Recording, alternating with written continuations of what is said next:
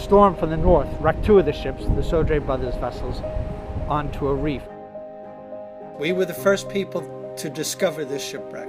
And the reason being because it was such a remote part of the world. It's an island in the Indian Ocean, 25 miles off the coast of Oman. We went back into the Portuguese archives and we found a letter from one of the captains of one of the 5 ships, a letter to the king explaining how the ships actually sank and where they sank.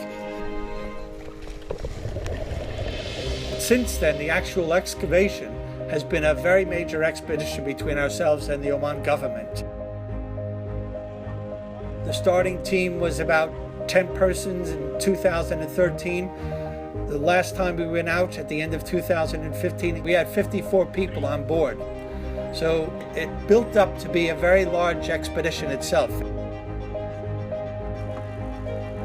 I've had archaeologists, professional divers, anthropologists, people who could operate magnetometers, people who were very detailed in terms of our GPS positioning of where everything is, cameramen, photographers, aerial photographs. But beyond that, there's another layer of scientists and specialists who've helped us actually confirm the provenance, the age, and the identity of this shipwreck. And that's the key to the science that we've completed.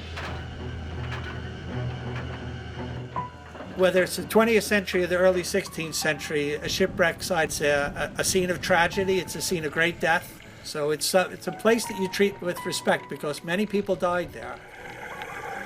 This is a very shallow water site, so we're talking 2 meters to 6 meters. So we're using handheld magnetometers, metal detectors. All of our positioning was done with differential GPS. That's a very precise method. The excavation was done using an airlift system driven by an air compressor, and that was one of the logistically most difficult things to do. We had to use a heavy lift helicopter from the Royal Omani Air Force to be able to position that on site.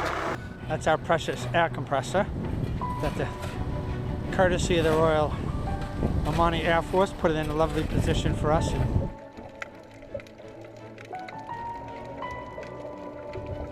We're very early into the archaeological assessment of the 2,800 individual artifacts. For the first time, we're seeing some very rare African ceramics. We have Asian ceramics from the Ming dynasties. So these are the sorts of details that the archaeologists over the next several years are going to be teasing out from this collection.